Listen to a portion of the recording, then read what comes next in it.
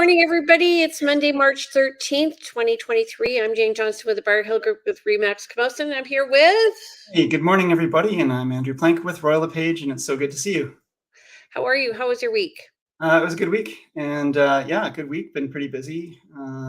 Showing properties, got some listings coming up, and got away this weekend to Salt Spring, which is nice to get away for, even if you're just one overnight. Awesome. You know, a change is as good as a rest. Yes. I feel deja vu. I feel like that we had the same conversation recently. The same quote, which is awesome quote. How was... Did you find that this weekend was busy real estate-wise, though? Yeah, I mean, I'm still not yet rocking so busy. You know, that so busy you can't think kind of thing, which is never fun, but can reach those peaks at times. And I feel like that's maybe a month or two away for me, but it is coming. But it has felt like more phone calls are happening, more questions about properties, more showing requests, more lining things up. Okay. How about you? Yeah, it just seemed busy, like writing offers, reviewing offers. I'm not necessarily saying everything's going to come together. So I do find sellers still are expecting this, and buyers want to come in here because they're anticipating the market's going to go down. And we are down from last year, I think 10%. I do have a stat in here from BC Real Estate Association, but we're up over July of last year. Yay. There you go. Okay, let's do the stats. Let's do the stats. Let's do it, baby. Which reminds me, I didn't actually. I'm going to pull up that stat we were talking about. So I'll do that in the background while we're talking about the other stats. Alrighty. So I'm just going to take off this underlay from behind here. Sorry, we're trying to figure out how to make this work. Okay. That looks great. That worked really well. I do have the stats from this week, but they were not yet up from this morning when I did this. So I'll read them off my screen here. Okay. Then you do that. Last week we were at 66 unconditional sales. This week we're at 175. That's compared to 833 for last year in March.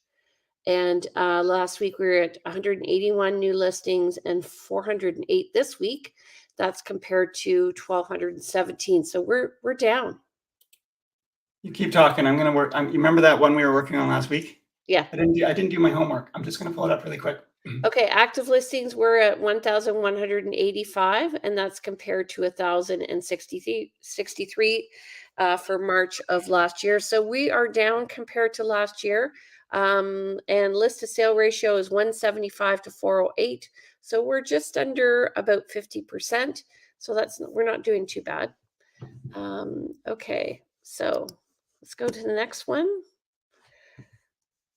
And I'm having technical difficulties today, folks. Okay. It's me. Well, why don't I see if I can present this slide or this screen? Exposure trends. There we are. So funny. Not the one.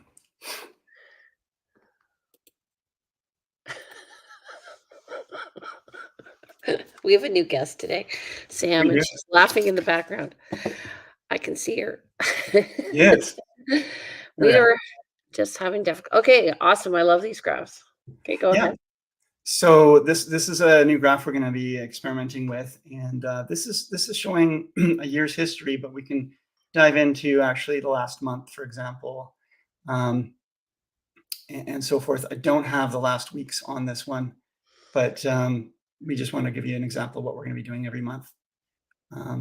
So that's interesting, looking at the top left, like the inventory, seeing how many more expireds are up at the end of last year. Yes. So the expireds are the red line here. And you can see back last year, there were very few expireds. They started to increase, meaning that the properties were not selling as much. And actually, the line's gotten a little thinner in the last month, but it was really thick there in December. So in inventory supply, it looks like it's following normal trends with a bump in the spring and the fall, and decline in the winter, and we're moving up again. Yeah, inventory line would be this one. Yep. And then the actual pending sales are also starting to bump up. Sorry, that's these this line here. The dark gray. Yeah. So Okay, that's so pretty interesting. Yeah. what do we have below there? Current and previous. This is units closed. And this is the number of units closed. And then current month versus previous year. Cool. So we have Current month more is units red. closed than last year, but we had very little inventory last year. Current is red, so we have less Oh, units sorry, current. closed. Oh, pardon me. Yes, less than last year. Okay, I and read we left to right. I don't know why that would. Anyway, good enough. okay, So, and then of course over here we've got 422 units were sold in February 2023, and this is in the Greater Victoria Board. Closed, 700 and something listed, 102 expired, and 422 units pending. Anyway, we'll be doing this. I'll dial this in for a week, some weekly stats. We'll try to find some weekly stats using similar metrics. But this was just to show you what we'll be doing for the month. okay, Monthly awesome. Okay. Going back to our previous slide. Go There we ahead. are. Okay, so March 13th on the right, 229 new listings in the last week. 108 properties went pending, so just under half of the new listings number equivalent. 60 price decreases, that's a pretty significant number of price decreases. 3 properties back on market, 27 properties expired unsold. And that, comparing to a week the week before, similar number of new listings, exactly the same number of properties went pending, similar number of price decreases, same number back on market. Sold's always, there's a higher number when you're at the beginning of the month. And expireds, many more expireds, but also because it's around the first of the month, and a lot of people with their listing contracts just have them expiring at the first of the month. Yeah, so almost week to week, it's almost similar. It's almost very Yeah, it's pretty identical. much parity. Yeah. Yeah. Okay. And just remember, we are always going to be a few days behind because of number one, the recession period of 3 days, but also 3 business days. So we're going to be at least 3 to 5 days behind new listings and pendings. Pendings and solds. Right. Absolutely. Yeah, and every agents won't be posting the sales until they've got deposit in hand and they know that the recession period is passed, even if the property's already quote sold. Yeah. So, yeah. Okay. All right. So I got an email this morning Mhm. from the BCREA regarding their take on the market. So they said that there's a decrease of 46.5%. This is across the board, across the province compared to February 2022. Um, and the average residential price was down at 941. This is down 14.7% compared to over 1.1 million last year. And so then they start this off, and so I'm thinking, "Oh boy, that's awful," right? Mhm. And then I go to the next slide and it says, um, home sales rose month over month in most markets. So this is where we are compared to February, and prices appear to be firming up in the face of low supply, and our average price is up 8.5% month over month since last July. So The average MLS price. I mean, I think we're still down we're definitely still down from our peak, which would have been last March, April. March, yeah. Yeah. That's okay though. Like I thought that was pretty good. That to me shows a fairly robust market. I mean, I think everyone asks, what's happening? When's the market gonna collapse? I'm like, well, it's already kind of deflated. It deflated, yeah, and the thing is, and this is what I've been seeing and hearing and feeling, is that things are firming up. They're not firm.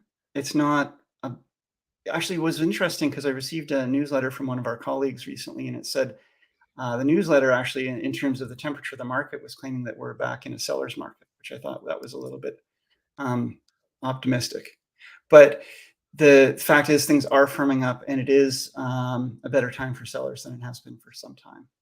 But that doesn't mean that we're absolutely, really busy, and that buyers are jumping over themselves to get at properties. There was a listing that I went to see on the weekend. It was very nice. However, it had a lot of noise from the highway, and they had 4 offers on it. But it Mhm. was a beautiful listing. It was owned by a realtor, so not surprising. It showed very well. Right. Okay. Okay. And in other news, this is interesting. We now have EV chargers in our search for our matrix. Searchable fields in the matrix system. I Yeah. saw that come up and I thought, you know, it when I've got a client looking for an EV charger, a property that has EV charging, I don't know that I would trust this field because as much as I love my colleagues, they don't always fill everything in and it's not always filled in properly. I mean, we really try throughout the MLS and on our board to have everything as accurate as possible. I don't want to talk down on my colleagues, but the more granular we get, the harder it is to get correct. Yeah. I think Agreed. it's a great move. I'm just saying I usually try to have my property searches for clients a little wider field. And, this is something you can check out anyway. With the Form B, they do have your parking stall on there, so you can go down and just eyeball it. So, Mhm. although interestingly, I helped a client last week um, purchase a condo, and when I was looking for the parking spot, they're like, Yeah. You still recovering, Jane? yes, but it's funny. It's like, it's parking spot 63. However, don't go to the lower parking lot, which is also has a 63. That's the wrong one. Go to the right one and up here. And I was like, oh my God, this is like faulty towers. It's a So little confusing.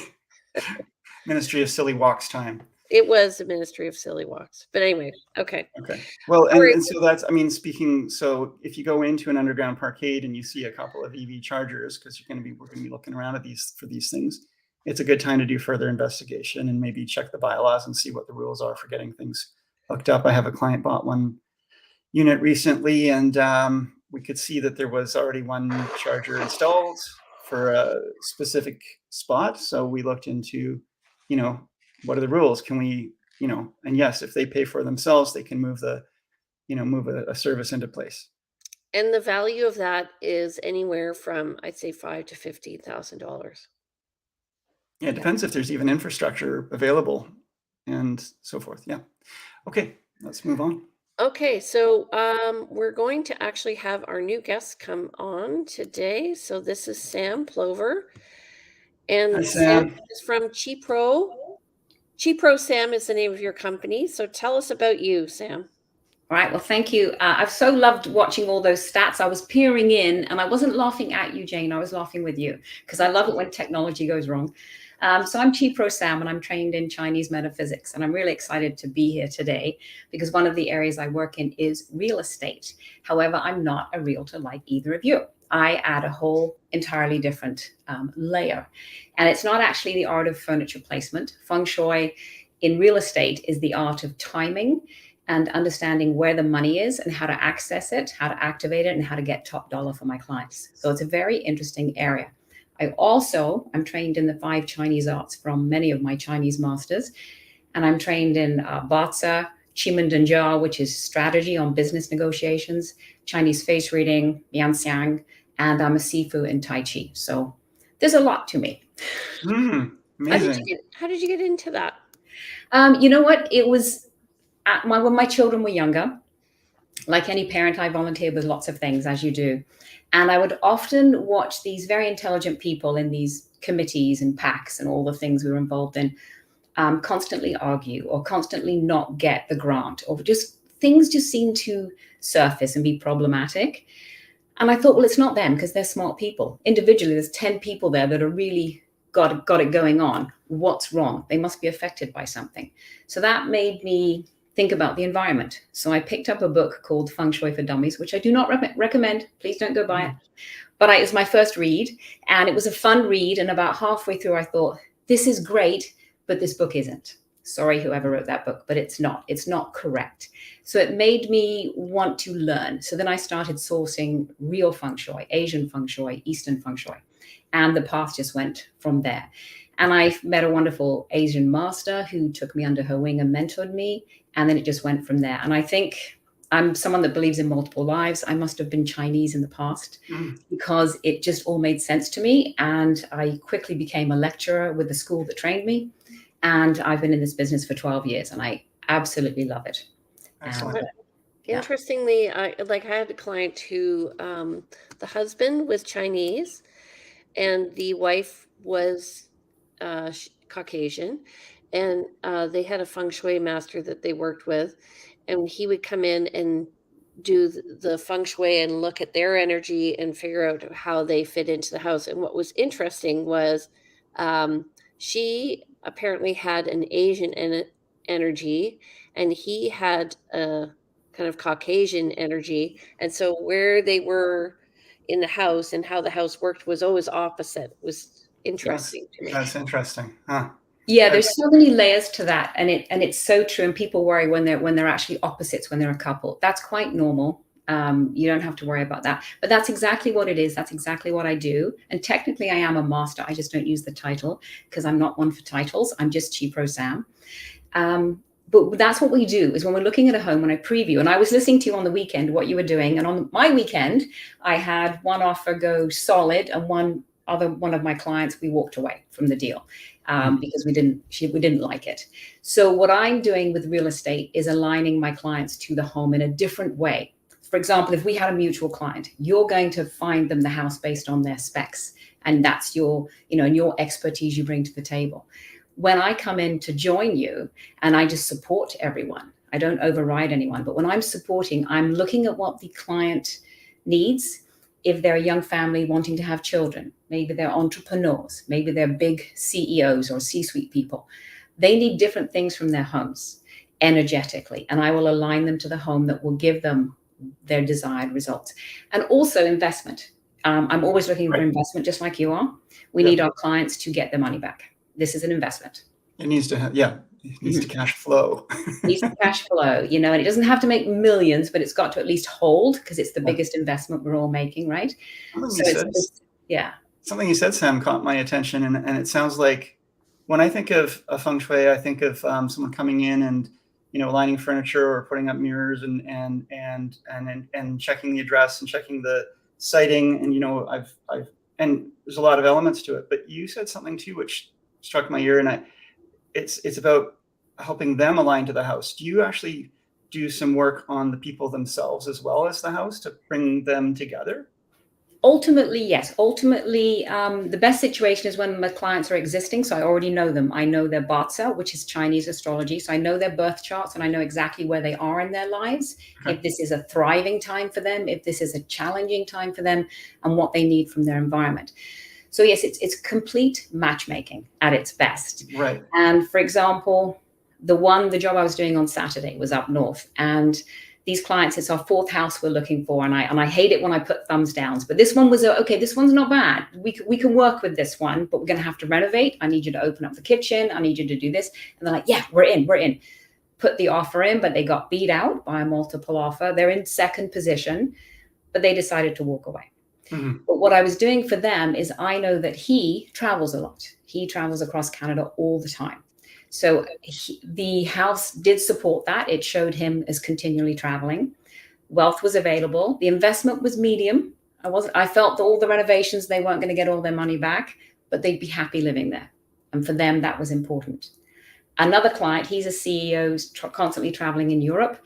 His house needs a whole different set of energy. So what I do for him is work out that he's able to manage his teams, that his home office is in the right place, and that he's spending time and working with his teams and doing board meetings when they come to the house in the right place. So that's what so it's not furniture arrangement, it's energy Wi-Fi. It's tapping into Wi-Fi.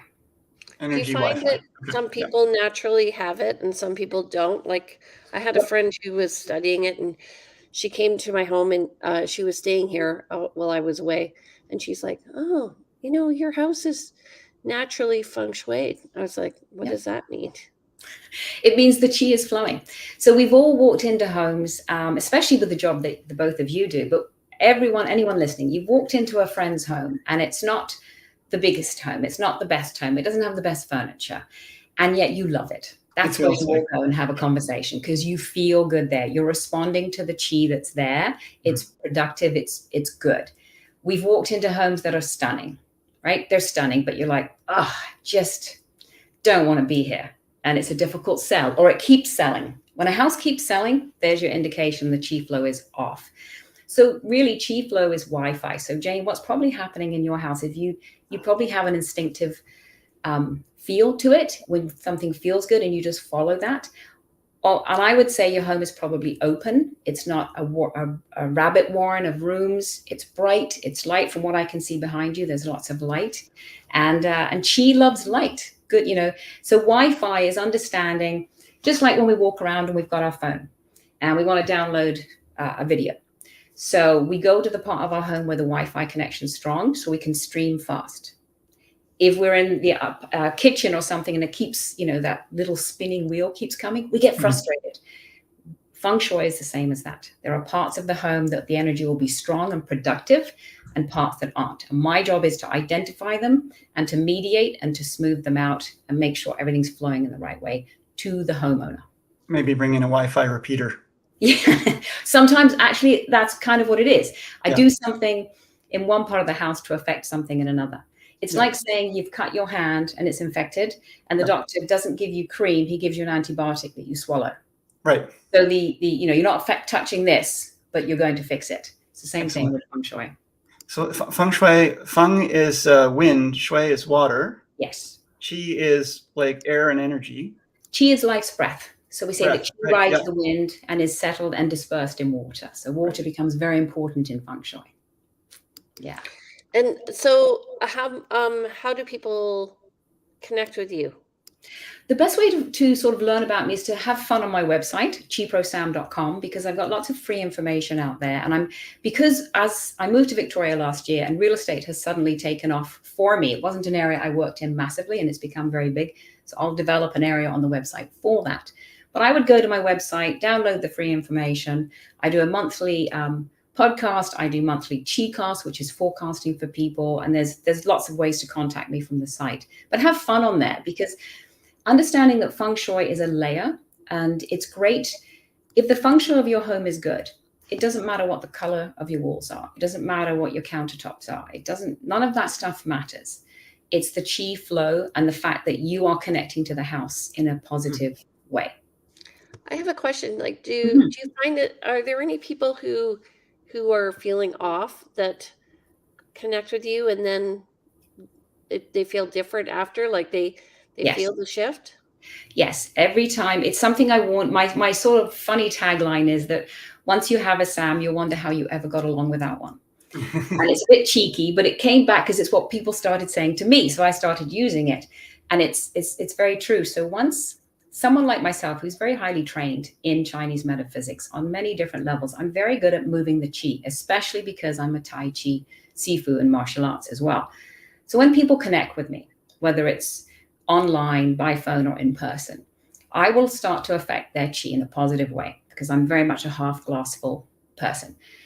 And I will bring things to the surface for them. So there can be a bit of a bump there, because sometimes people are hiding things and they always say, oh, everything's fine, Sam. I just thought I'd hire you. I'm like, nobody hires me just for the fun of it. There's a reason here. So let's put it on the table and deal with it. So once we do that, I give people permission to accept that sometimes it's not their fault. They're not doing bad things. It's just a moment in time, because our lives are timed. And just like it's a perfect time to sell a home in the market on your point of view, I can also look at a home and see when it's a perfect time to sell it, when you're going to get optimum value, and when it's a time when just don't even try to sell it, it's going to be problematic. So why do that? So when people do connect with me on a personal level, I love to work with their Bata, which is Chinese astrology, and that helps them a lot. They start to understand who they are, and that gives them confidence, especially with the 2 years we've been in, which has been hard. Right? We've had a hard go of it. Really? Yeah. And financially, I'm concerned for, I'm advising a lot of clients to be careful, because I know the market is picking up, but we were just chatting before you might bring it up about what's been occurring in the States, and there will be a fallout from that. There will be a domino effect. There's always a fallout. Yeah. And we're always waiting for that larger event that, we can talk about the the micro market, what's happening here, but when you look at the macro events in the world, you also have to take those into account. And I've never felt the markets are going to crash. You touched on it in your opening there. I've never felt they're going to crash. I've just felt we've needed that readjustment, and I'm happy to see it to some degree because it was out of whack. I mean, I sold my house when the markets were high. Yay! But I felt bad in a sense. I mean, it was great for me, but it wasn't great for other people. You had a good advisor. Yeah, I did. Well, I mapped out when to sell the house. Exactly. But I do think we're going to have an adjustment. I do want people to be careful and not overextend themselves because we're not out of the woods yet financially. We've got a ways to go. It's interesting. I'm perceived on the weekend something. I think that the next line of people to sell will be elderly people because the cost of living is so high, and they will need to free up some equity. I totally agree. I think we've also got to shift to downsizing, and I think we've got to shift to people are thinking differently about real estate.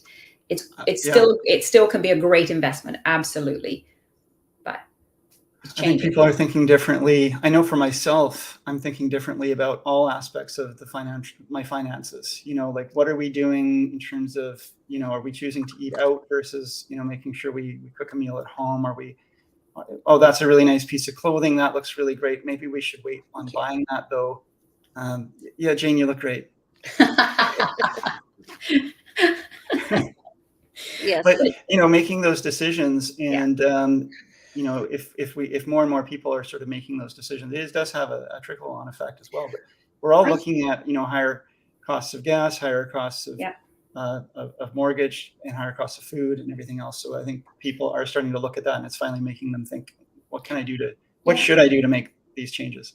And I think some of that isn't bad. I mean, there are some people that are going to be caught out. I think we've got, like you said, the seniors who are adjusting their income, their daily living costs. I think we've also got some people that bought high and, overextended, and that might come back to pinch them a little bit.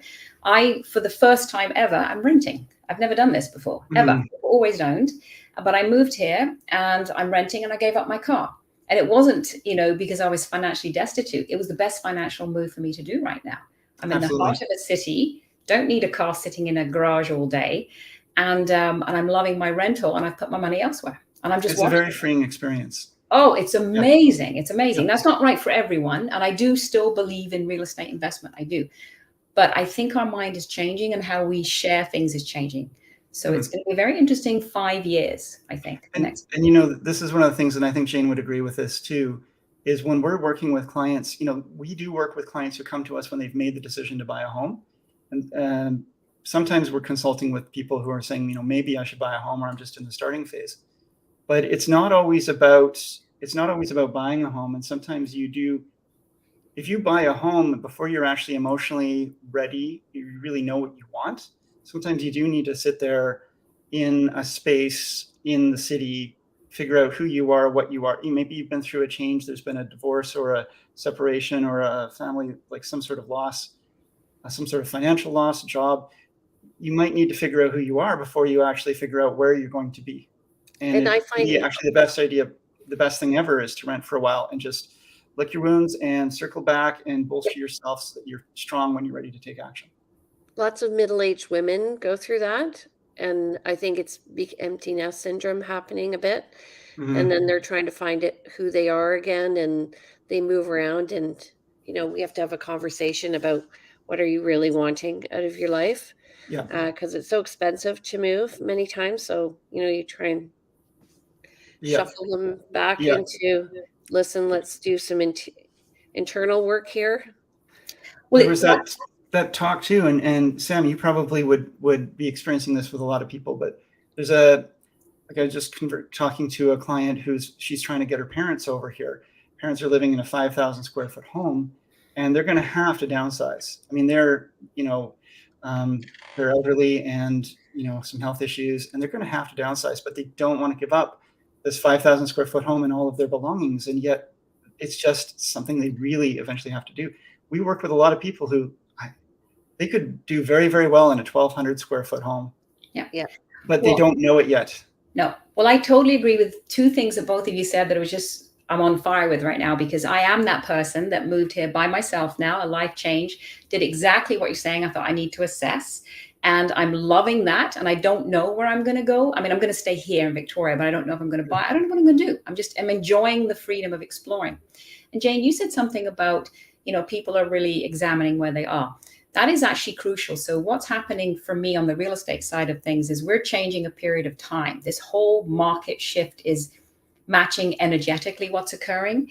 And people are this year, they're going to struggle a little bit because we're going to awaken to what we really want to do, what's really important, and what we want our lives to look like. So if anyone's listening and thinking, oh, I'm not sure, it's okay.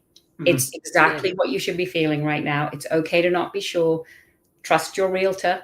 Listen to what they're telling you about the investment, what the market's doing, and take your time. No rush, because I know that some multiple offers are coming up again in the ones I was working on. And I'm like, whoa, let's just hold on. What is our top dollar we're prepared to pay? I'm going to hold you to it. I'm going to hold you back from going over. Nothing worse than working with people. I mean, for me, it's heartbreaking working with people who are panic buying, or they don't really know what they want. And I actually have a poem that I share with people that talks about, until you're committed, until you know what you're looking for, you're not going to really recognize it, and you're not going to be successful. And it can be really, really hard working with people who don't know what they want. And then they're the people who call you a year later saying, I'm not happy here. And I love it when people say, I'm going to be really hard to work with because I know what I want. I'm like, perfect. Yeah, absolutely. Absolutely. But I think we can also balance that with people think they know what they want, but they don't. And you know this, you take, I mean, I remember going with one client last year. We worked for like 9 months. Now he's a very specific client, he's a very good friend as well. And I had him holding, and I kept saying, hold the line, hold the line, hold the line, hold the line. No, your timing's wrong. And then we pounced when the time was right. But it was tough, and he didn't know what he wanted. And I did. And I said, no, you want this, but I knew we were going to end up over here. So I just had to wait and sort of coast him along. And then we're like, okay, now it's good. There's a horrible saying in real estate that Jane and I learned when we first got into the market. Buyers are liars? Buyers are liars. And it's a horrible, horrible saying.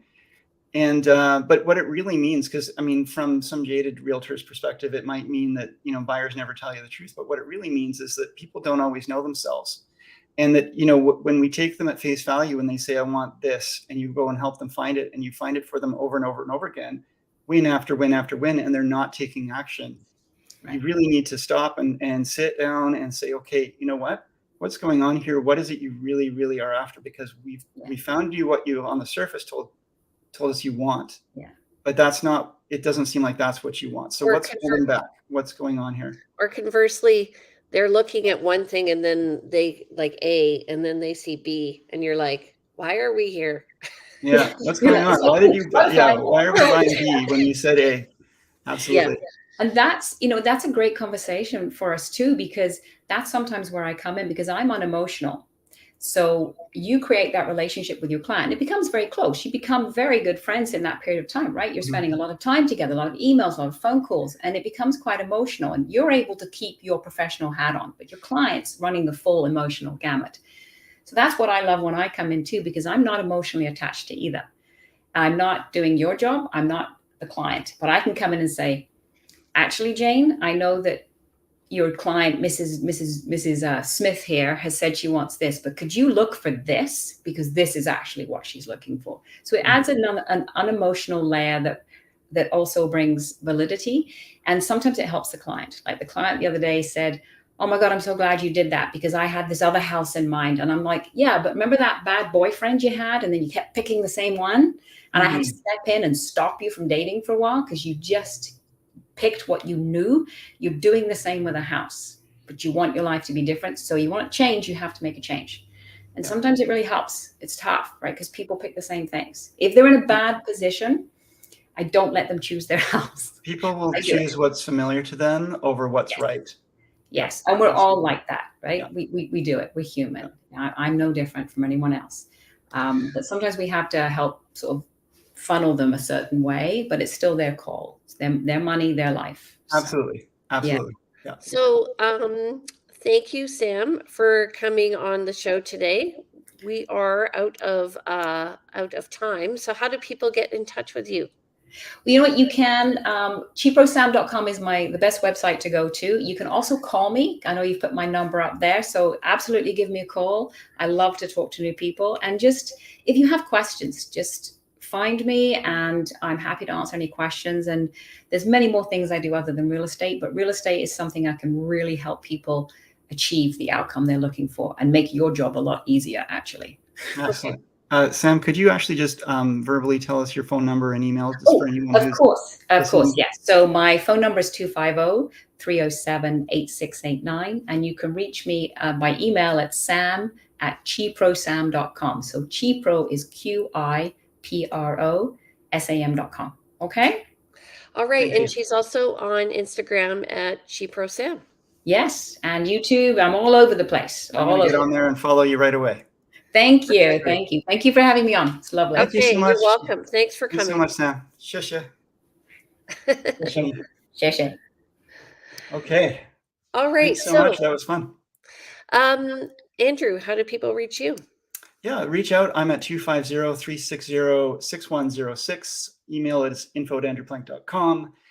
Website, andrewplank.com. Been doing a bit of a revamp on it, nothing major, but you can find episodes of the show and blog posts and other useful information. And then Plank Andrew is my Instagram. Come check it out. Okay, awesome. If you want to reach me, I'm Jamie Johnston with the Briar Hill Group at Remax Camosun. My number is 250-744-0775. You can reach me at briarhillgroup@gmail.com. Visit my website at briarhillgroup.com. And we're also on Facebook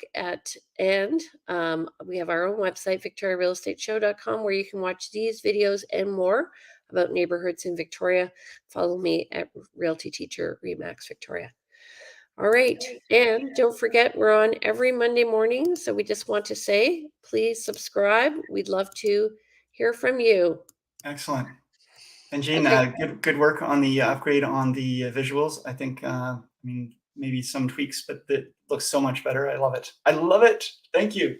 You're welcome. Okay, so next week I am away. I'm visiting family, so it'll be Andrew with a guest. Okay. All right. We'll tell you what's going on. If you guys have any questions, please don't hesitate to contact us about Please real reach out. estate in your neighborhood. Okay. Bye, everybody. Have a great Bye. week, Jean. You See too. you.